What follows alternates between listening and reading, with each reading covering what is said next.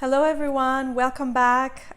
Today I'm really excited to be sharing with you one of my other favorite books. It's called Hearticulations by Jeff Brown. I discovered Jeff Brown about 2 years ago, and his writings have this brilliant way of really inspiring you to have the courage to look within and find your independent and unique path towards healing. The title Hearticulations couldn't say it better. It's on love, friendship, and healing.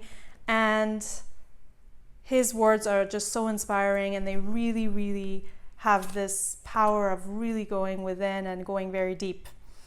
I will read a little bit about Jeff Brown to you. I would also like to actually thank the author for giving me permission to read directly from his book to you, and I'm really excited to share it with you, and I hope that you're inspired to discover his work and more of his work, and you would enjoy it as much as I do.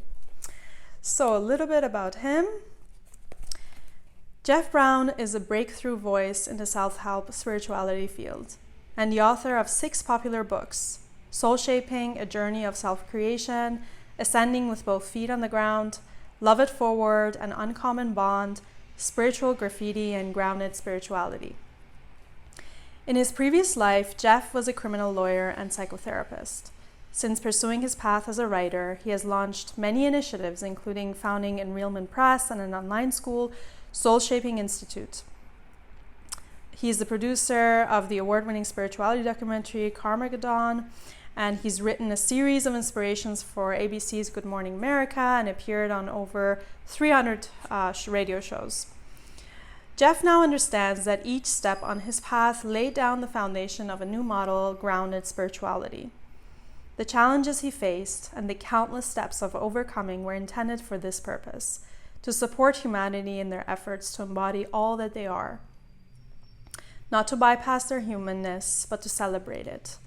Not to find enlightenment independent of the self, but to find enrealment deep within. Here we are, just as we are.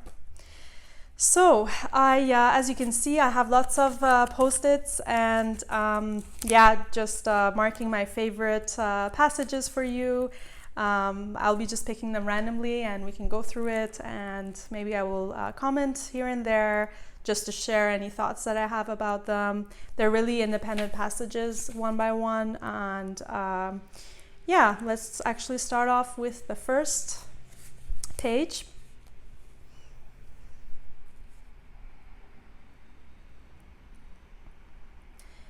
It's not about letting go. It's about letting it in. It's about letting it deep. It's about letting it through. It's about being true to your feelings. It's about giving your experiences the attention they deserve.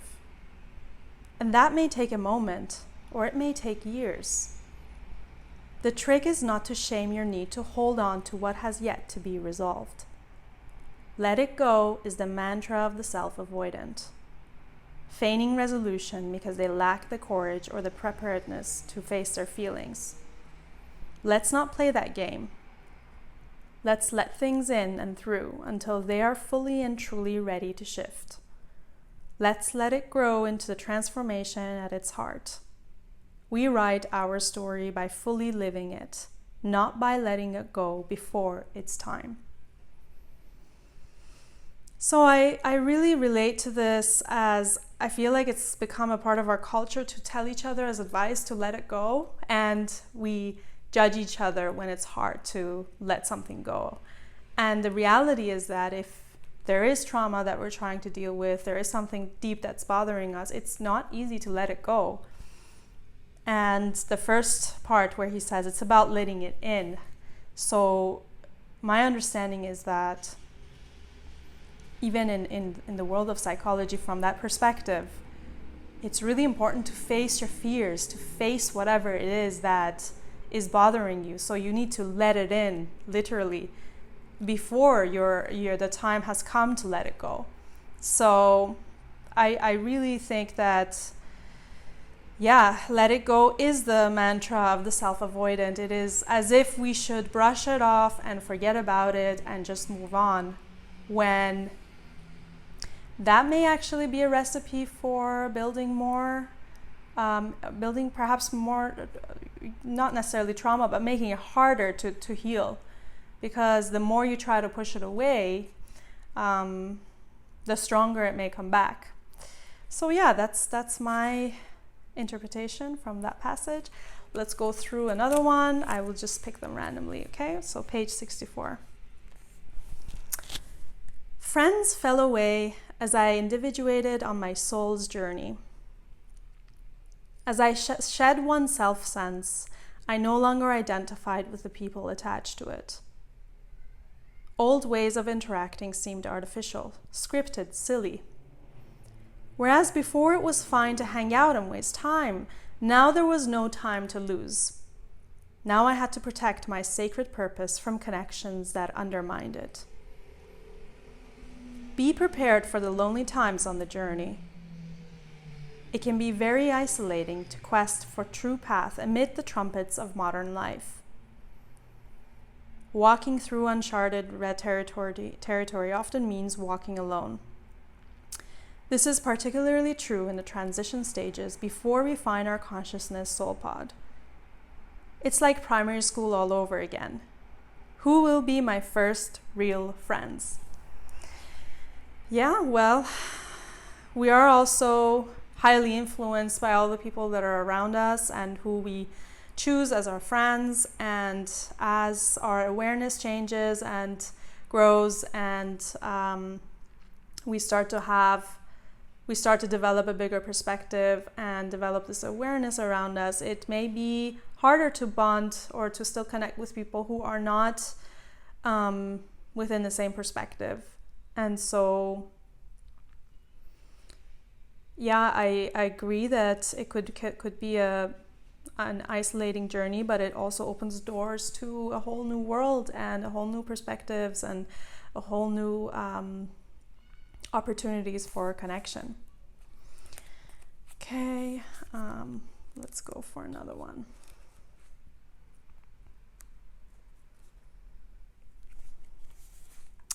Page 53. One of the important things I learned after escaping my childhood home was that no one was entitled to steal my peace of mind. I didn't understand this when I was young. Throughout my childhood, I would watch as my good moods were continually undermined by the bad mood of others. If they weren't angry and blaming, they were depressed and despondent. There was no boundary anywhere and no guidance on how to sustain genuine positivity in the heart of misery. It took many years to learn that there was another way of being in this world, one where I was allowed to protect my precious peace. And it was perhaps the most important lesson I ever learned at the School of Heart Knocks. Because if you allow yourself to get too close to light dimmers and border crossers, you will deny yourself the life that awaits you. You will live under someone else's cloud until it becomes your own. Simply put, people are entitled to their moods, but they aren't entitled to yours. Your peace is not negotiable.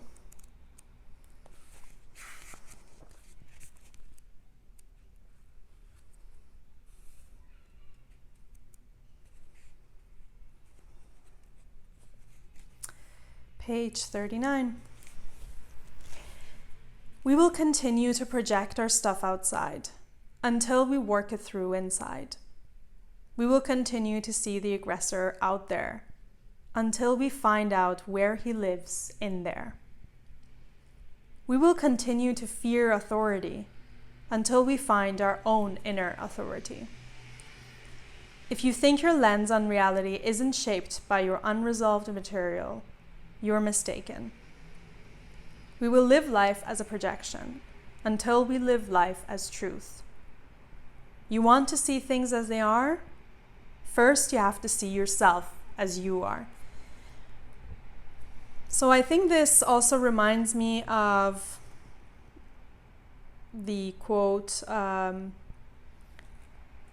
I think it was Be the Change That You Seek. And this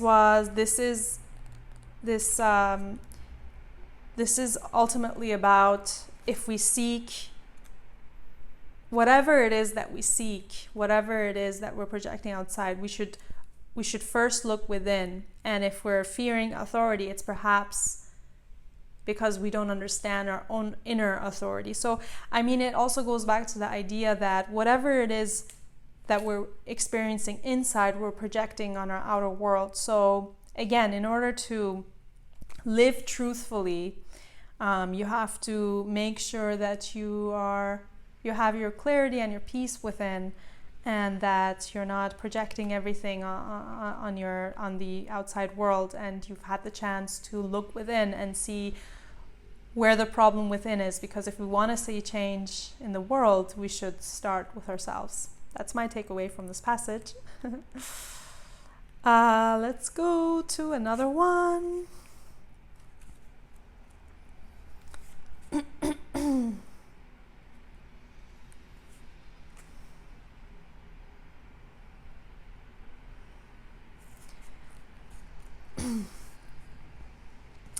Page 66. I call it splintering. It's when intense stress or pressure re-triggers the emotional issues that you have worked through. It's those moments when an old pattern begins to show its challenging face again, long after you thought it resolved. This can be discouraging, feeling as though we have not made any progress. But we have. It's just the nature of our most stubborn stuff. We can work it through so effectively that we seldom see it under normal circumstances, but certain stresses or pressures can splinter our consciousness, and it rises up through the cracks, sometimes with a vengeance. When this happens, do not punish yourself or make the mistake of thinking that you have gone backwards. Instead, focus on what you can do to alleviate the stresses and bring yourself back into integration. Take action steps to bring your consciousness back into a cohesive form. If there's nothing you can do at the time, know that the issue will fade as soon as the strain subsides. This too will pass. And give yourself credit for how far you've come. The measure of transformation is not the complete eradication of our issues and patterns. The measure of transformation is how seldom they appear. And this is also very interesting, because when everything is going well and everything seems peaceful, it's very easy to stay peaceful as well and stay zen, let's say. And the hard part is when those triggers are there. That's when it matters, when you go into that environment. Let's say if it's the family dynamics that bring that pressure or stress into your life, or bring those triggers back, and you start reacting with your emotions. And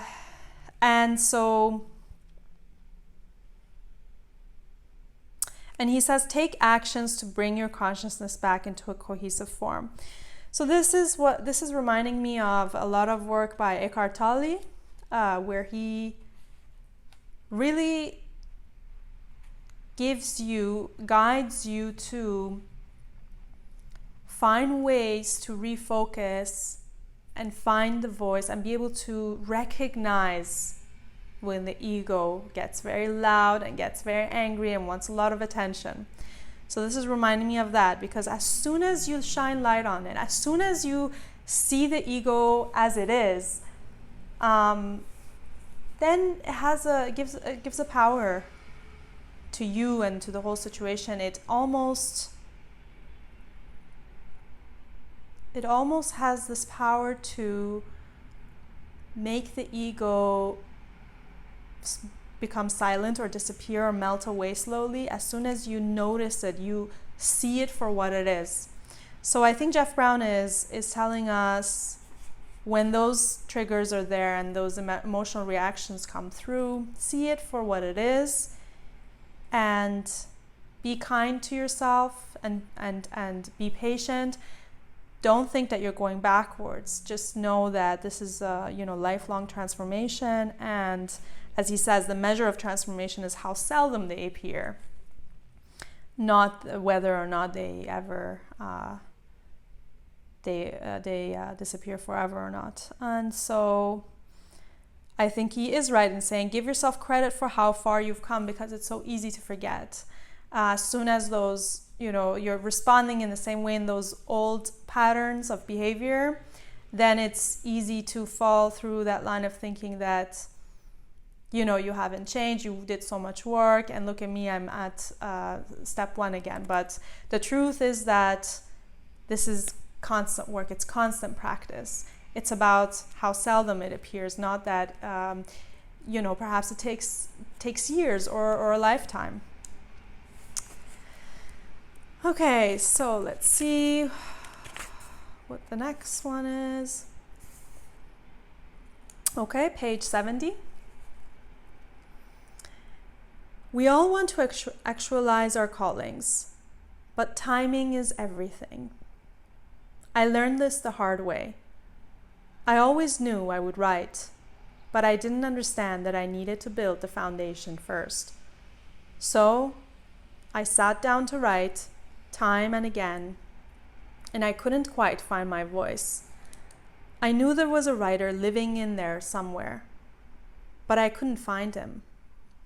I needed a little bit more time, a little more suffering, a lot more lessons. I hadn't lived enough to manifest him. In this driven world, we're often pushed to manifest too early.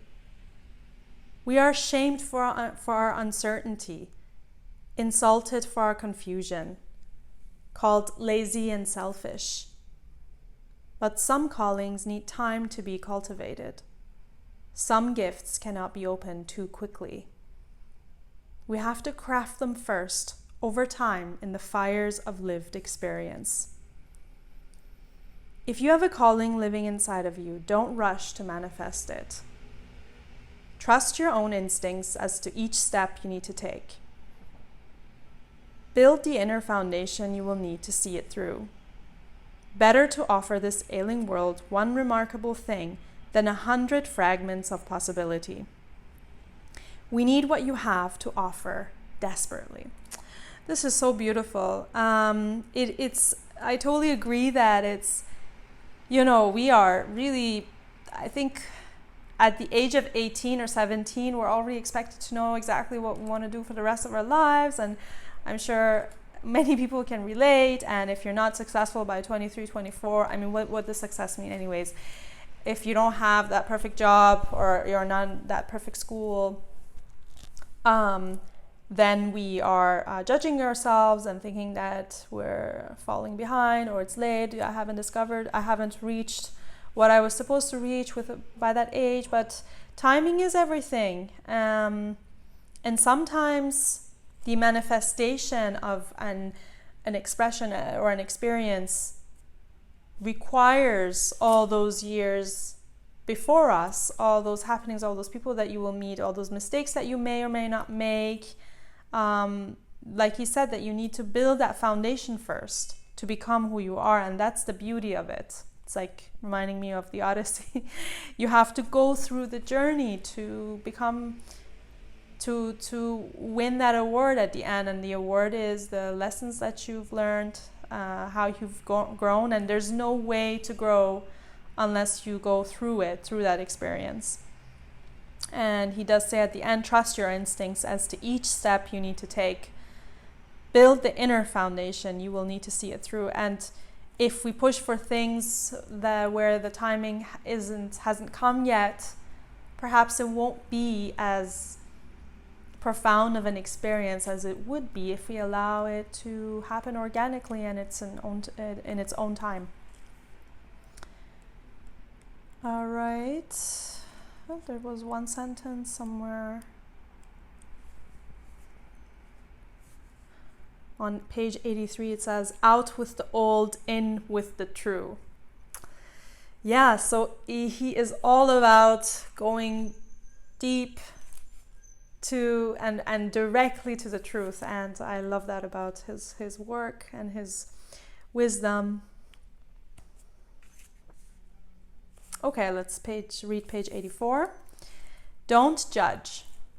Yet in truth, we are judging all the time. We were granted the gift of discernment and critical thinking. Thank goodness for that. It keeps us from walking down the wrong paths, making unhealthy decisions, destroying our lives. Even those who criticize judgment are judging. It's fundamental to the human experience. Perhaps the real question is not if we are judging or discerning, if you prefer, but why are we judging? Is it benevolently or malevolently intended? Are we judging in a forward-moving effort to distinguish unhealthy from healthy? Or are we judging as a reflection of an unresolved superiority complex? Are we judging because we have a need to call out the madness of the world, or as a direct reflection of it? Where are we coming from?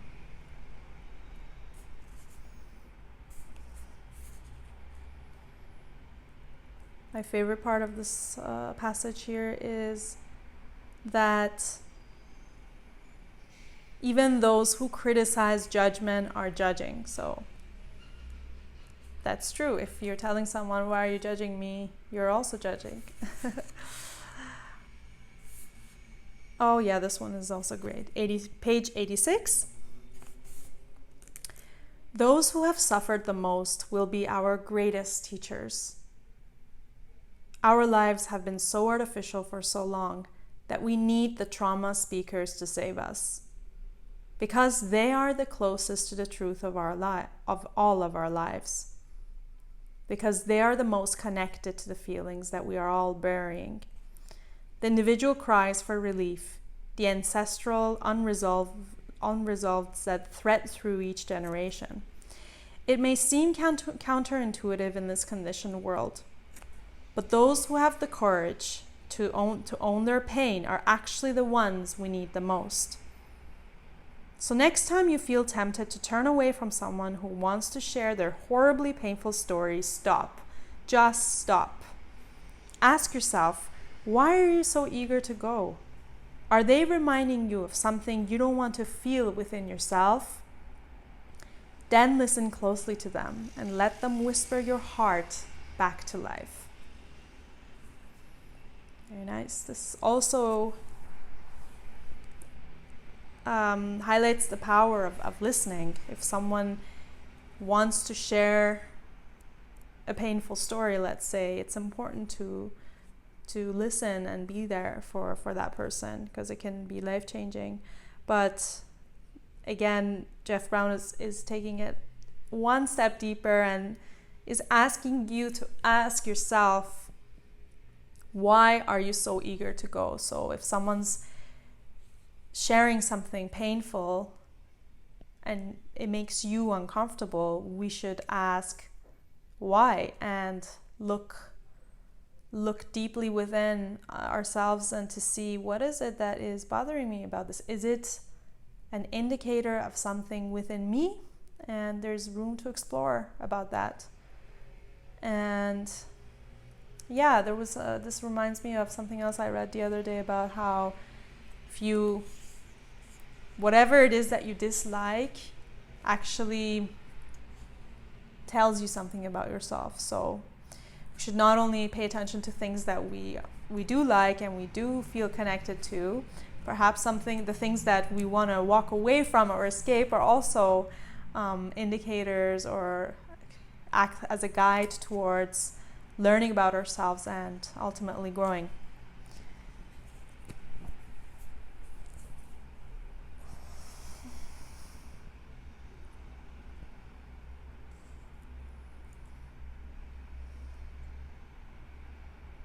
Oh, this is so beautiful. Okay, page 91. I wonder what it will take on an individual and collective level before we will stop hiding our love away while we are alive. All that vulnerability and longing hidden beneath a bushel of shame and fear. Armor and vulnerability make impossible companions. If there's anyone in your life today that you want to express love to, but you feel afraid and resistance, just share it. Why delay until a day that may never come? Why wait? I want to create a new international holiday, Hearticulation Day. On this day, we make a collective agreement to allow everyone to express their love to one another with the assurance that we erect no defenses against it. We just surrender and let it in.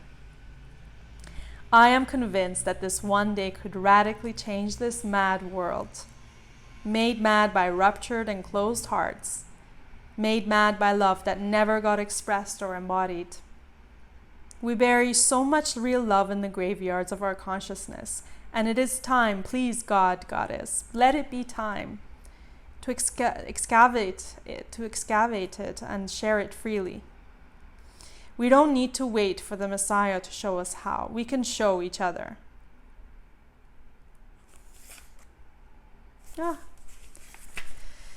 Hearticulation Day. That would be a dream.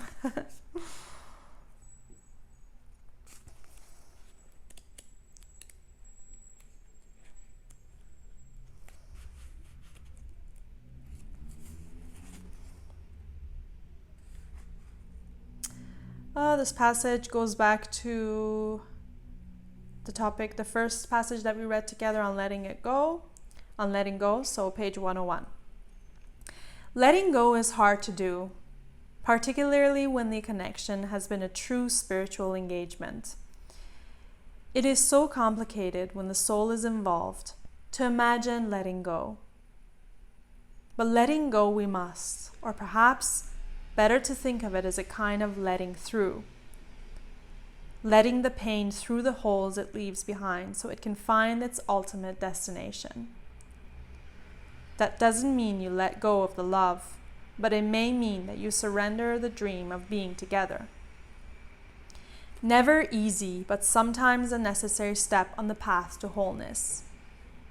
Our souls expand when we see a relational adventure through, all the way through the transformation at their core.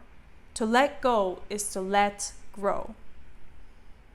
That is really beautiful. To let go is to let grow. So it's connected to the first passage that we read actually on page 1 about letting go, letting it go. And he says that it's about letting it through. So again, if you're going through the avoidance strategy, not facing whatever it is that's bothering you, whatever it is that you're afraid, if we turn away and not have the courage to face it, then it's not going to be healed. And again, the way to that, to finding that healing, ultimate healing, is by letting it through. And that's where transformation happens, when we face it, whatever it is that's bothering us, and we grow through that experience. And he does admit that it's never easy, but sometimes a necessary path or step on the path to wholeness. Yeah. Okay.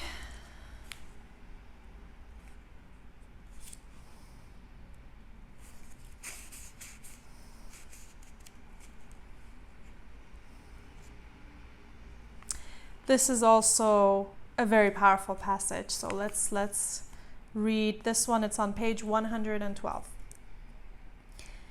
Many people spend their whole lives in waiting for validation prison, endlessly trying to gain the approval of others, often birthed in their dynamics with invalidating parents who themselves were invalidated. This disempowering pattern is a shame-fulfilling prophecy, one that leads us nowhere. Because even if people validate you, it won't be enough. You will just go looking for it somewhere else. And that won't get you anywhere either, because the issue isn't validation. The issue is the mistaken belief that another human being can liberate you from your self-hatred. They can't, because they are trapped inside of the same prison. Undervalidated people seeking validation from other undervalidated people.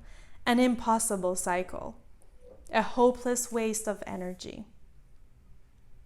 O magnificent one, please stop seeking the approval of others.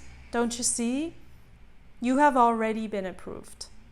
You have already passed the divine test. You're here for God's sake. Your validation is within the heart of each breath. Breathe in, I am loved. Breathe out, I am loved. What will it take before we get it? This passage is, again, very powerful. I think we make a lot of decisions based on wanting validation from others, whether it's from our parents, our teachers, our bosses, our society. We want validation from society, and that is running the course of our lives, and it's behind many decisions that we take. We don't take decisions because we truly want to, they're not genuine, but because we want some sort of validation. And so I think it's an interesting practice to, whenever we do need to make a decision, forget, I mean, I know it's not easy, but to forget about whoever, if no one else existed but you, let's say, and no one could find out about, or no one could have a possible opinion about it, which decision would you make? And maybe the answer would be revealing something to you, because if we're doing A to please that person or our parents, or we basically do it for seeking approval from others, then I think it's the road to misery, because the most important person that you need validation from is you. And you can only approve if it was a genuine decision made authentically, and made by considering what it is that you really want to do, and you're not doing it to please others. So let's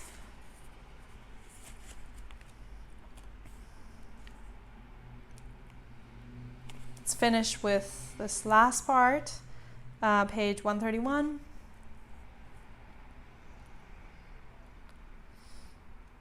If you have a calling, you have no choice but to manifest it. If you have a choice, you haven't found your calling yet. So again, I think if we do the work and look at ourselves and our desires and our capabilities authentically, then there is no choice. It's clear. It is clear what it is how it is that you want to contribute to the world. If there are so many options for you, then maybe you're, again, going back to the previous passage, maybe it's based on the approval of others or seeking validation. And I certainly, from my own personal experience, I really see it. And it reminds me of, the saying that if we're talking about careers, for example, it chooses you, you don't choose. So you don't have a choice. It's clear, you see. And it only becomes clear, you only gain that clarity if you've done the work. And I think Jeff Brown really has this really precious collection of passages that really inspire you and push you and motivate you to go within and to honor how it is that you feel inside, and to have the courage to open your heart. And I think it's really, really beautiful. So I hope that you enjoyed our session and that you're inspired to read for yourself or discover more of his works. I certainly hope to do so as well.